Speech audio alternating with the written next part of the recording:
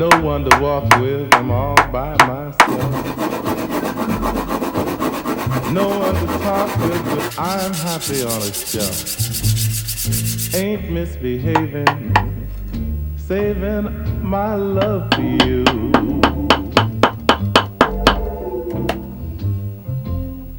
I know for certain the one that I love. Morning guys. Through with flirting, it's just Today's you. passage is all about making stuff, and it's from Matthew 5.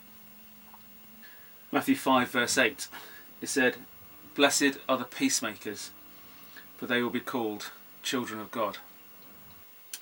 So just like I had to take time and effort and plan to make this beautiful box,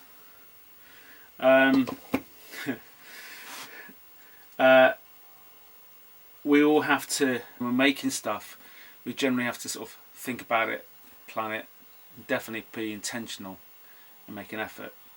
And so it is with peace. Peace just doesn't happen. I wish it did. Right now we have to work for peace. And you may need to be working for peace at home. And you may need to work for peace for people who you love, who are far away.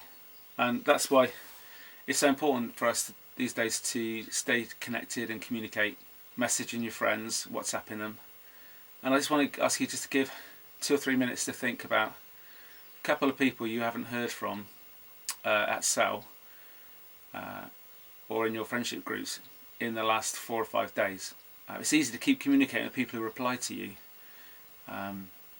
but sometimes people drop off the list, not unintentionally, not because you don't love them, but just because the immediate takes over. And the other thing I wanted to talk about was quickly about routine. And so another way to make peace is your body needs peace. You need to be at peace with your body to function well. And the way you can do that is by getting up at a good time in the morning, not too late. Start with a nice routine. Don't forget to clean your teeth, all that kind of stuff. But just spending a bit of time with God first thing in the morning. It's 10 minutes, find a quiet place on your bed.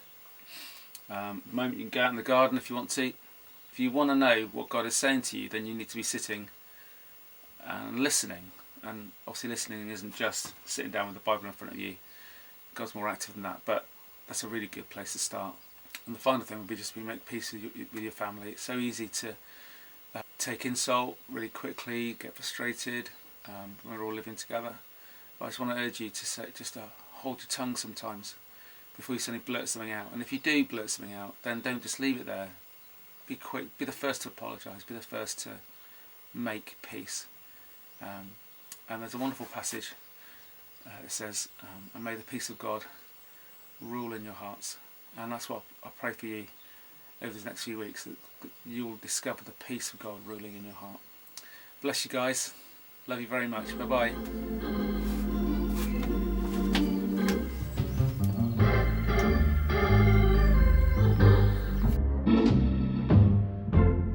No one to walk with, I'm all by myself. No one to talk with, but I'm happy.